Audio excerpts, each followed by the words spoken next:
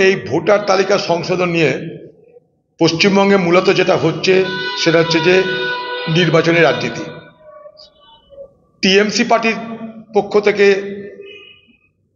প্রচার শুরু হয়েছে সংখ্যালঘু এলাকায় যে এনআরসি নিয়ে আসবে, মমতা ব্যানার্জি আছে তাই তোমাদের নাম লিখছি, কোনো ভয় নেই, আমরা দেখে নেব। ঠিক উল্টো দিকে বিজেপি, তাদের অভিযোগ সে সংখ্যালঘুদের বিরুদ্ধে, অর্থাৎ সংখ্যালঘুদের জনসংখ্যা বেড়ে গেল, ভোটার বেড়ে গেল, হিন্দুরা তোমরা ঐক্যবদ্ধ হও। অর্থাৎ দুদিক থেকেই সেই পুরনো খেলা শুরু হয়ে গেছে যে নাগরিক এবং সেই নাগরিক অধিকার, নাগরিক আইন, এনআরসি 2021-এ যা হয়েছিল বিভাজনের রাজনীতি, আজও সেই বিভাজনের রাজনীতি শুরু হয়ে গেল। 2021-এ একটু দেরিতে শুরু হয়েছিল, এবার একটু আগে আগে শুরু হলো। কারণ দিদি একটা জিনিস বুঝেছে, এ বাংলায় নির্বাচনে জিততে গেলে শিক্ষার কথা, স্বাস্থ্যের কথা, শিল্পের কথা, রুটি রুজির কথা বলে লাভ নেই। এখানে সাম্প্রদায়িক বিভাজনের রাজনীতি করতে হবে, এনআরসি নাগরিক আইনের ভর্তি দেখাতে হবে, আর তার সঙ্গে আমরা এই ভান্ডার সেই ভান্ডার ওই ভান্ডার দেব, সেগুলোকে দেখাতে হবে, মানুষকে প্রলোভিত করতে হবে, আর তার সঙ্গে ভয় দেখাতে হবে। আজকে আন্তর্জাতিক মহিলা দিবস, বাংলার মুখ্যমন্ত্রীকে জিজ্ঞেস করব আমি যে আপনার রাজত্বে বলুন এ বাংলায় কতজন মহিলা ধর্ষিতা হয়েছে, কতজন মহিলা নিগৃহীতা হয়েছে, আর তার জন্য আপনি কি বিচার করতে পেরেছেন, কাকে শাস্তি দিতে পেরেছেন বলুন।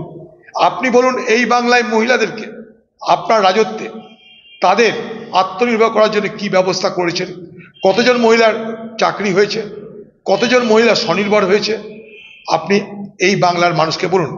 আপনি এই বাংলার মানুষকে বলুন আজকে আন্তর্জাতিক নারী দিবসে যে এই বাংলায় আজকে যারা নারী, যারা মহিলা, তাদের রক্ত অল্পতার পরিমাণ কত, তাদের শিক্ষার হার কত, তারা উচ্চশিক্ষায় কতজন উত্তীর্ণ হলো, আপনি বলুন, তবে মানাবে আপনার এই প্রকল্প। আজকে পশ্চিমবঙ্গে তৃণমূল এবং বিজেপি এইভাবেই 2021-এর মতন নির্বাচনের প্রচার শুরু করে দিল, যেখানে মানুষের ভালো মন্দ নিয়ে, মানুষের মৌলিক অধিকার নিয়ে, আমার স্বাস্থ্য, শিক্ষা, কর্ম নিয়ে কোনো আলোচনা নাই, কৃষকের সমস্যা, শ্রমিকের সমস্যা, তা নিয়ে কোনো আলোচনা নাই।